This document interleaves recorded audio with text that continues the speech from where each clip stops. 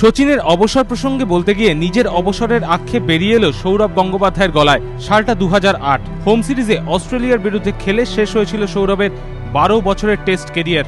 শেষ ম্যাচ খেলেছিলেন তৎকালীন বোর্ড প্রেসিডেন্ট শশাঙ্ক মনোহরের শহর নাগপুরে। সচিনের 200 টেস্ট ম্যাচকে স্মরণীয় করে রাখতে বোর্ড যখন ওয়েস্ট ইন্ডিজকে আমন্ত্রণ জানিয়ে বিশেষ বন্দোবস্ত করেছে, তখন 5 বছর পর নিজের অবসর প্রসঙ্গে সৌরভের গলায় উঠে এলো আফসোস। ক্রিকেটে সবচেয়ে কঠিন জিনিস হচ্ছে রিটায়ারমেন্ট নেওয়া। এই ডিসিশন কোনো প্লেয়ারের, এই ডিসিশনে যে কোনো প্লেয়ারের যাওয়াটা খুব একটা সহজ ব্যাপার নয়। সচিন তেন্ডুলকরের কাছেও এটা সহজ ব্যাপার হবে না, আমার কাছেও ছিল না। আমি খেলা ছেড়েছি হোম সিরিজে অস্ট্রেলিয়ার সাথে, তো অবভিয়াসলি এটা ওয়াজ টেকেন কেয়ার অফ, যে ইন্ডিয়ার মাঠেই খেলা। বলতে পারো যেহেতু কলকাতার ছেলে, কলকাতার ইডেন গার্ডেন্সে রিটায়ার করলেই ভালো হতো। কিন্তু এই যে সচিন তেন্ডুলকরের ব্যাপারটা, এই ওয়েস্ট ইন্ডিজ সিরিজটা কিন্তু হঠাৎ ডিসাইড করা হয়েছে।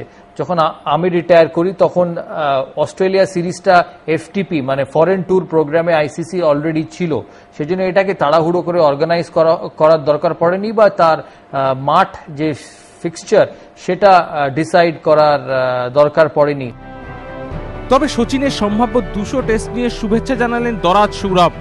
ওয়াংখেড়েতে ম্যাচ হলে সৌরভ চান সেঞ্চুরি করুন সচিন, আর যখনই অবসর নিন যেন মাথা উঁচু করে মাঠ ছাড়েন তার এক সময়ের ওপেনিং পার্টনার।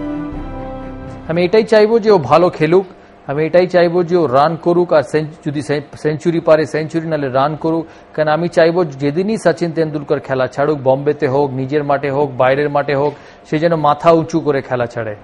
পাশাপাশি জাতীয় নির্বাচকদের জন্য পরিষ্কার বার্তা রাখলেন টিম ইন্ডিয়ার প্রাক্তন ক্যাপ্টেন। ওয়েস্ট ইন্ডিজ এ দলের বিরুদ্ধে যুবরাজের ব্যাটিংয়ে মুগ্ধ সৌরভ।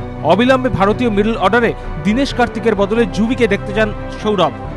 প্রথমত আমি সারপ্রাইজ নই, আর দ্বিতীয়ত দেখে খুবই আনন্দিত যে আবারও আগের মতো ব্যাটিং করছে। ইন্ডিয়া ওয়ানডে ক্রিকেটের number 4 must. With due respect, আমার মনে হয় দীনেশ কার্তিকের থেকে ওর এই টিমে জায়গা অনেক বেশি ডিজার্ভিং। সচিন দক্ষিণ আফ্রিকা সফরে যেতে চাইলে সেটা তার একান্ত ব্যক্তিগত সিদ্ধান্ত বলেই মনে করেন সৌরভ। তবে তার প্রতিক্রিয়া, অবসরের সিদ্ধান্ত যে কোনো ক্রিকেটারের জন্যই খুব কঠিন। এবিপি আনন্দ।